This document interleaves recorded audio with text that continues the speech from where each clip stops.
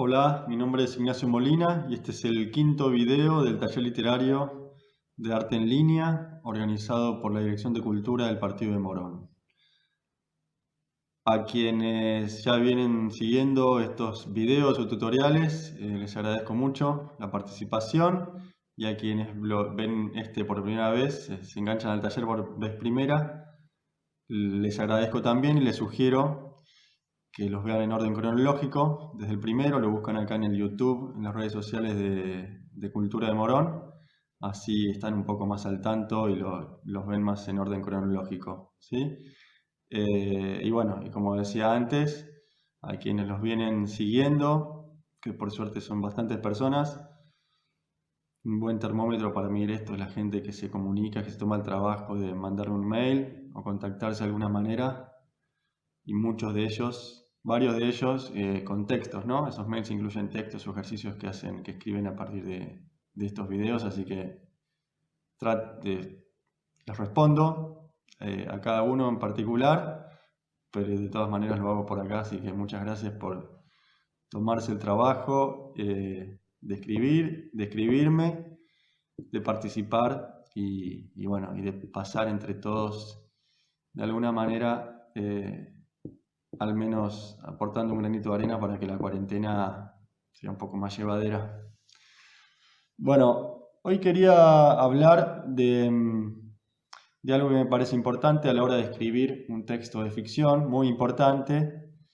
Nosotros tenemos que tener la historia, o al menos un esbozo de lo que vamos a imaginar que vamos a escribir. Pero algo tan importante como eso, o más que la historia, es pensar en quién va a ser nuestro narrador, ¿no? La palabra narrador puede llegar a confundir para quienes no tienen mucha experiencia en la escritura, porque tiene dos acepciones. Narrador es tanto una persona que un autor, digamos un escritor, el narrador Juan Pérez, que se dedica a escribir narrativa, pero también dentro de la terminología que usamos quienes escribimos, ¿no? A veces nos referimos al narrador de la historia, ¿no? ¿Y el narrador qué es? Es la voz que está contando la historia, ya sea cuento, novela o cualquier otro tipo de texto de ficción. Es la voz que está hablando, de alguna manera. Ese narrador puede ser en primera persona, la mayoría de las veces es en primera persona o en tercera persona.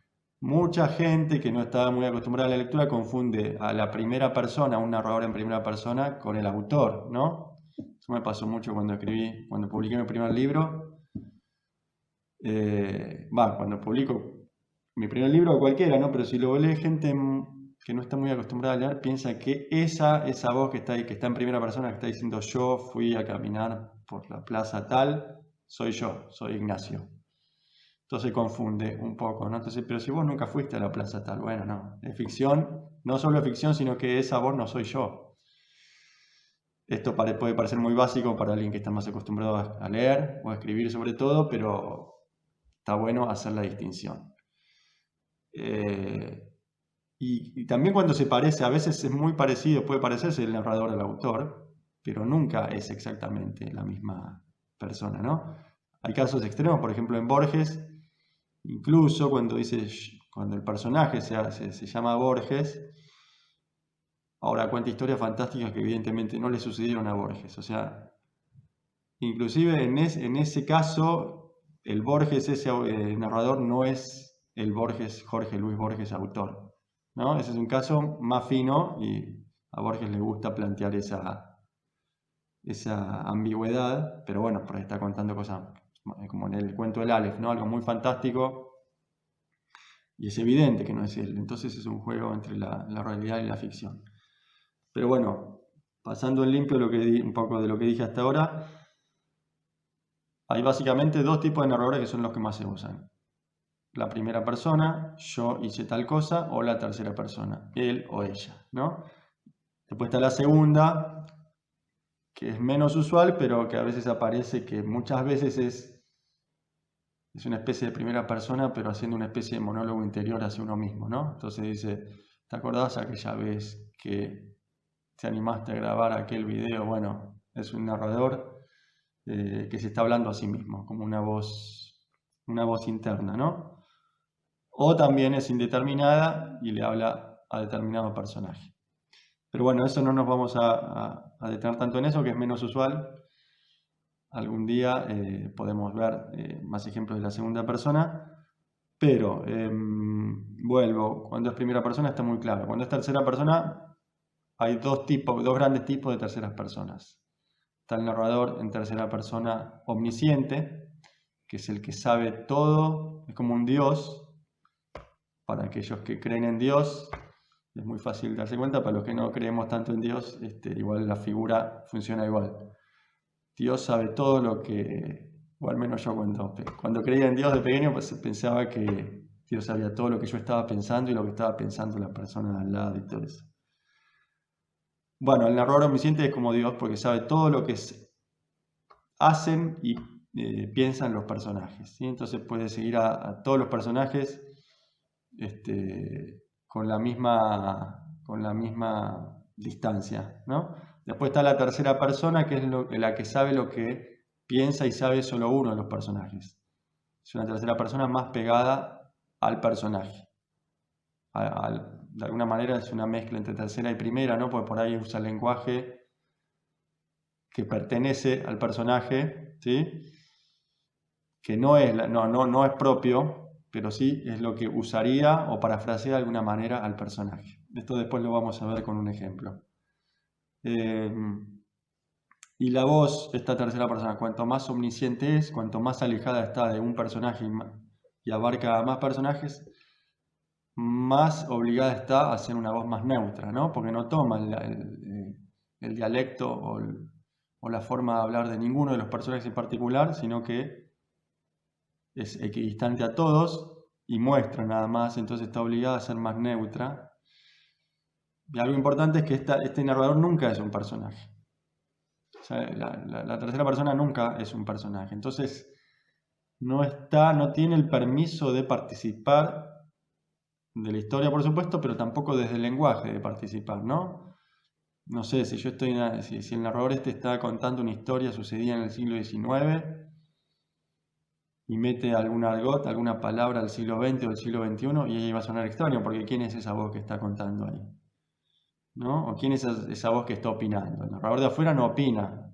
En todo caso, sabe lo que opinan los personajes, ¿sí?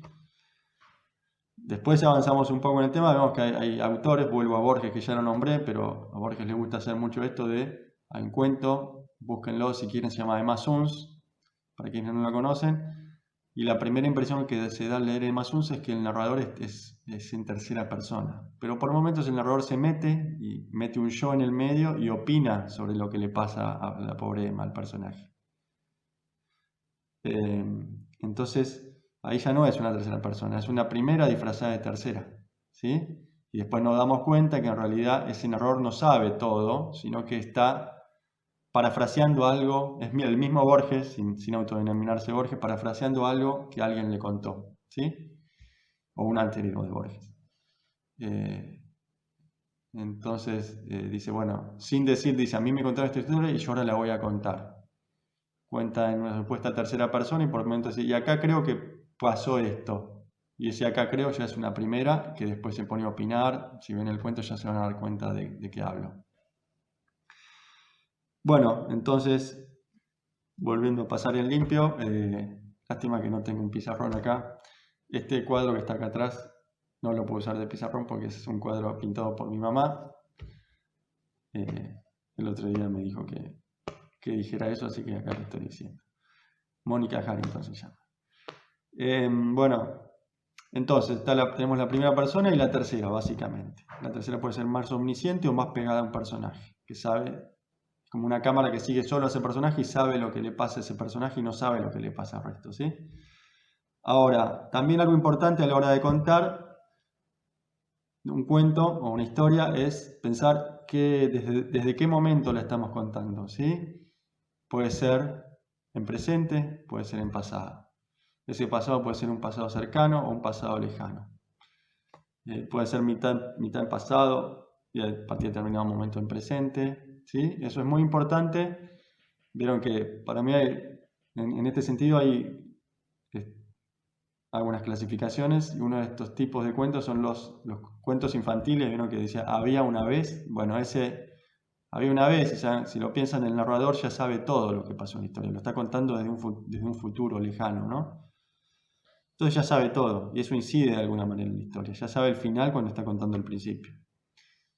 Cuando uno cuenta en presente, obviamente el narrador, por ahí dice el autor, pero el narrador no sabe lo que pasa al final, entonces eso lo obliga a otro tipo de dinámica del texto. Y a veces es un pasado muy, muy pegado, algo que pasó ayer, entonces pasa al presente de hoy, ¿no? Y a veces, incluso estando en pasado, se puede hacer el narrador que no sepa cómo termina la historia, ¿no? Porque es un pasado muy, muy pegado a cada capítulo, por ejemplo, y no al final de la novela. Pero bueno, eso es básicamente. El narrador, es importante saber quién es el narrador, que es la voz que cuenta la historia, y desde qué momento está contando esa historia. Esas dos cosas, aunque no nos parezca, inciden muchísimo en el texto que vamos a contar. Ahora vamos a, como hicimos la vez pasada, voy a presentar algún texto que va a servir, por una parte, para mostrar algo de lo que hablé en estos 11 minutos, y por otro lado, para dar un ejercicio o una sugerencia de consigna o ejercicio disparador para la semana que viene, para quien lo quiera hacer. Me tomo el atrevimiento acá de ser demasiado autorreferencial y presentar un texto mío que se llama Los vagones del Sarmiento, que me gusta también presentarlo acá porque tiene mucho color local. Sucede bueno, como la palabra, como el título lo indica, en Tren Sarmiento, entre Caballito y Morón. No sucede en el tren, pero sí es protagonista el tren, y los protagonistas en algún momento se mudan al Morón, frente a la plaza de Morón. Bueno, es un texto mío, de vuelta, disculpen el atrevimiento de la referencialidad, de la autorreferencialidad. Después lo comentamos brevemente cuando volvemos en el siguiente bloque, y dejo para quien quiera, para quien le entusiasme, algún ejercicio acerca de eso. Ahora lo escuchamos. Los vagones del Sarmiento. Se conocieron una tarde de junio del 2003 en un vagón del Sarmiento a la altura de Floresta.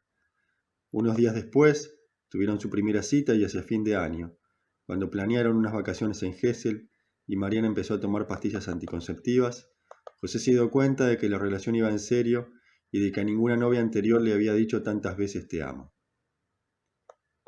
Todavía ahora, cuando ya llevan casi 6 años separados, él no entiende cómo pudo vivir 3 décadas sin haberla conocido.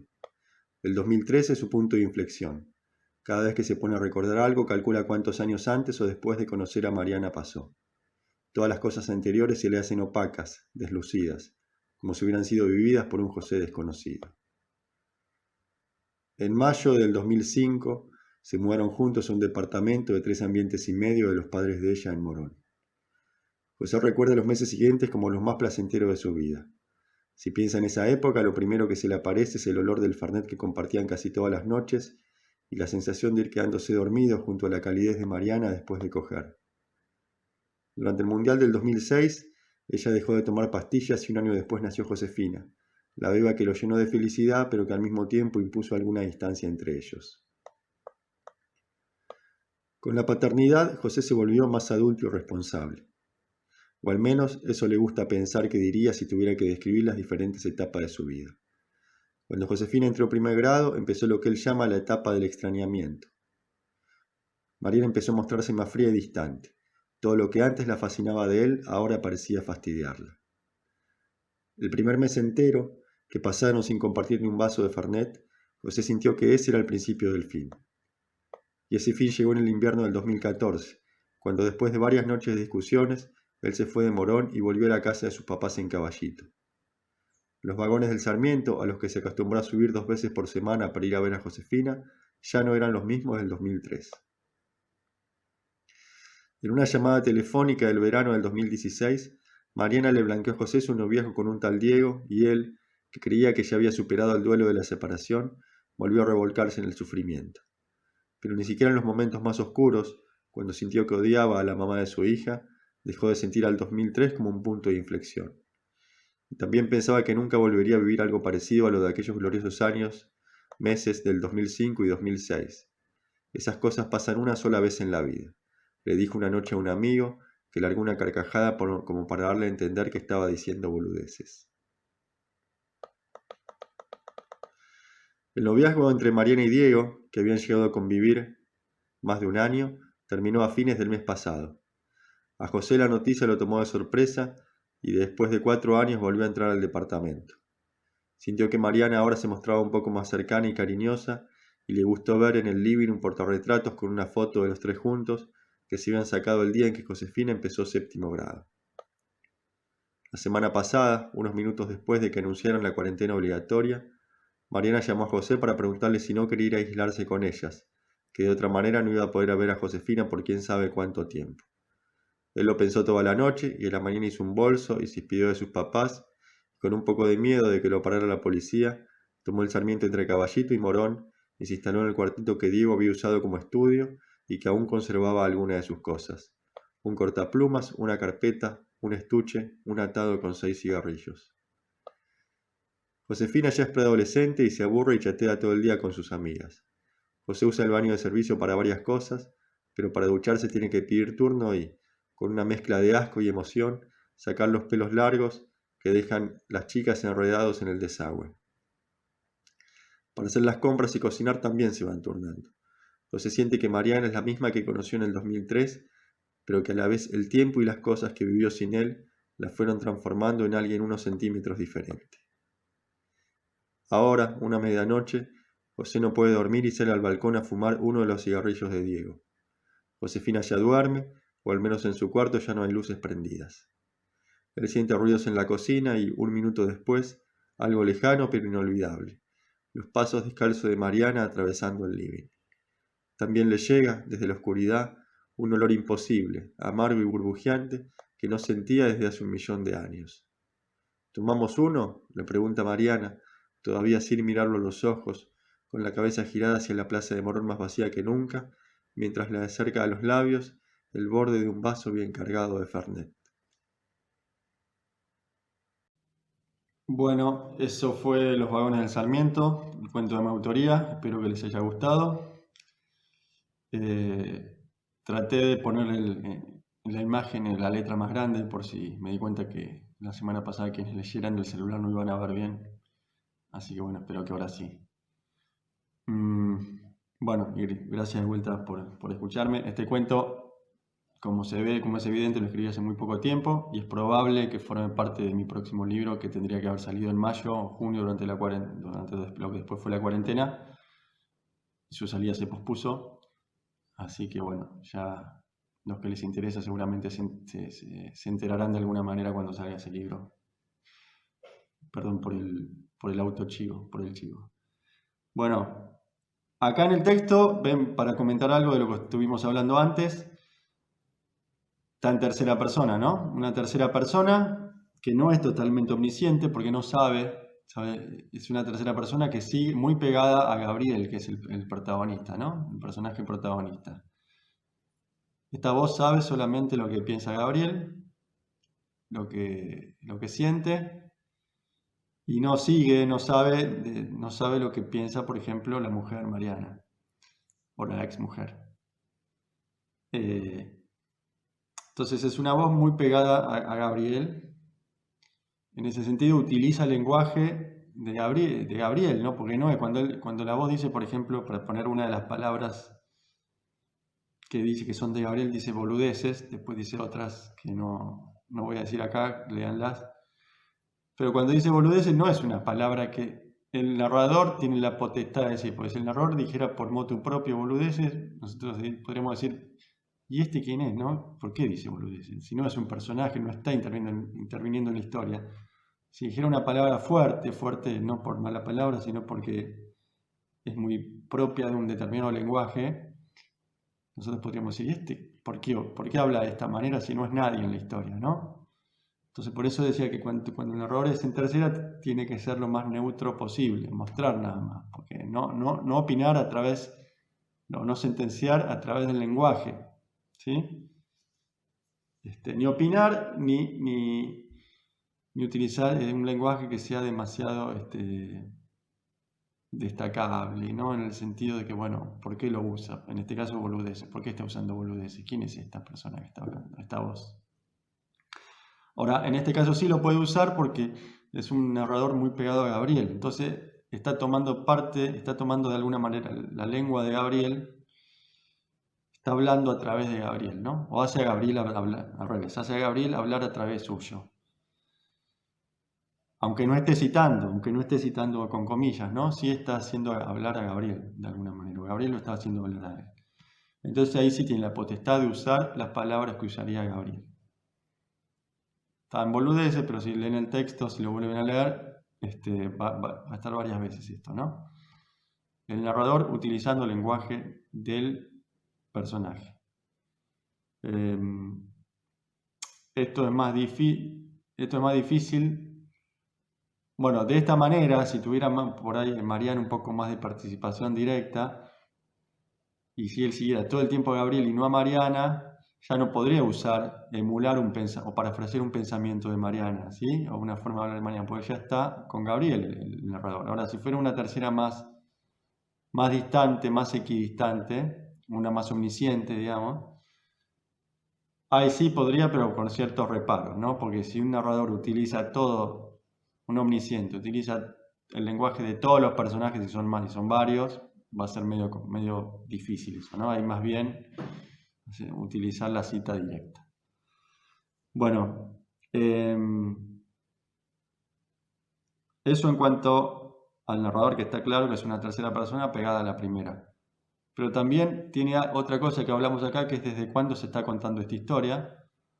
Y esta historia se cuenta casi toda en pasado, menos el último párrafo que se cuenta en presente. O sea que la historia está narrada desde la última noche que pasa en el cuento, que sucede en el cuento, de ahí para atrás. Incluso antes del último párrafo hay indicios de eso. Dice, cuando la semana pasada anunciaron la cuarentena obligatoria, ahí ya se está plantando en un lugar, ¿no? Posicionando en un tiempo. Ya dice desde la semana pasada. Bueno, ya está contando cosas que pasaron una semana o no me acuerdo si 15 días antes del momento en lo que está contando, ¿no? Y al final sí, llega al presente, a esa noche, y ese último párrafo pasa a estar en tiempo presente. ¿Ok? Si este cuento fuera contado desde un futuro muy lejano, como los cuentos infantiles que hablé antes de Los había una vez, entonces ya el narrador ya estaría sabiendo el final. Entonces podría contarlo de otra manera. Y acá el narrador, sí lo sabe el autor, pero el narrador no sabe el final todavía. Entonces eso genera otro tipo de efecto en la escritura y en la lectura. Bueno, eso en cuanto a lo que hablamos antes. También un ejercicio que es muy abierto, el que les voy a dar ahora, no sé si llamarlo abstracto, pero sí muy abierto, es contar algo, que hagan un cuento, un relato, también puede ser una crónica, cuya temática sea la cuarentena, ¿sí? Que ahora, de alguna manera ya nos estamos acostumbrando después de 100 días, más que creo que pasaron los 100 días, nunca nos terminamos de acostumbrar, pero ya es algo que forma parte de nuestra habitualidad, de nuestra cotidianidad, quiero decir.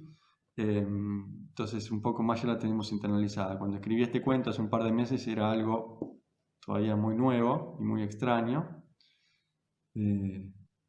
Pero bueno, aunque estemos de a poco naturalizándola, es algo muy, muy extraño esto que nos está pasando y que lo vamos a recordar hasta que cada uno de nosotros muera, ¿no? Le vamos a contar a nuestros hijos, a nuestros nietos, qué fue aquello en el año 20 de la cuarentena y del aislamiento. Entonces yo lo que les propongo es que esto tan loco que nos está pasando, tan fuera de lo común, escribir un cuento con esto. De la misma manera en que lo hice yo, que es un cuento totalmente ficción, pero también podría tener partes verídicas, pero en este caso no. Una noche se me ocurrió la primera frase y a partir de ahí me puse a escribir, que es algo que les aconsejo que hagan, no escribir, no esperar a tener toda la historia para ponerse a escribir, sino escribir desde agarrarse solamente de una frase o una imagen o una sensación, plantearse frente al cuaderno o ante la computadora y ponerse a escribir y algo va a salir. Y esto fue lo que me pasó a mí en este momento. A veces no sale mucho, pero muchas veces sí. Así que bueno, es muy abierta la historia, la consigna, pero imaginen una historia que suceda o basada o cuya temática sea la cuarentena y le escriben. Pues si les sirvió de alguna manera esto que dije del narrador, bueno, buenísimo, y lo aplican, pero bueno, puede también ser una especie de distopía, ¿no? De distopía es cuando escribimos algo que no pasó en la historia, cuando se tergiversa de alguna manera desde la ficción la historia. Bueno, ¿qué hubiera pasado si tal cosa? No sé qué hubiera pasado si la cuarentena dura, ojalá que no, se dura 20 años o 40 años. Bueno, puede ser una especie de distopía o algo más en clave realista sobre una historia o verídica o real o ficcional, pero más en clave realista, que imaginen a partir de la cuarentena. Puede ser historias de pareja, de familia, de amigos. Bueno, lo que ustedes puedan llegar a pensar o se les ocurra. También, para quienes recién se suman, pueden ir a los videos anteriores para ver los ejercicios. Me han mandado mucho sobre, creo que fue el video número 2, donde está el me acuerdo, el ejercicio del me acuerdo. Ya saben lo que lo vieron, y que no lo vieran vayan hasta ahí, porque mucha gente me mandó textos basados en ese ejercicio, así que estaría bueno hacer una especie de antología con eso, para publicar, por lo menos acá en las redes de Morón de alguna manera, o propias mías de alguna manera. Así que bueno, esa es la idea. Si les ocurre algo para escribir a partir de esta temática, buenísimo. Y si no, a veces uno piensa escribir algo y surge para otro lado, se va para otro lado y también muy bien. Así que bueno, quienes quieran, quienes tengan ganas, quienes les haya resultado inspirador de alguna manera algo de todo esto que dije, pueden poner manos a la obra. Bueno, llegamos hasta acá al final. Muchas gracias por estar ahí de otro lado. Como digo siempre, muchas gracias a los que llegan al final del video y nos vemos la semana próxima. Agradeciéndoles de vuelta a ustedes para ser muy repetitivo y a la Dirección de Cultura de Morón por el espacio. Muchas gracias y hasta la próxima.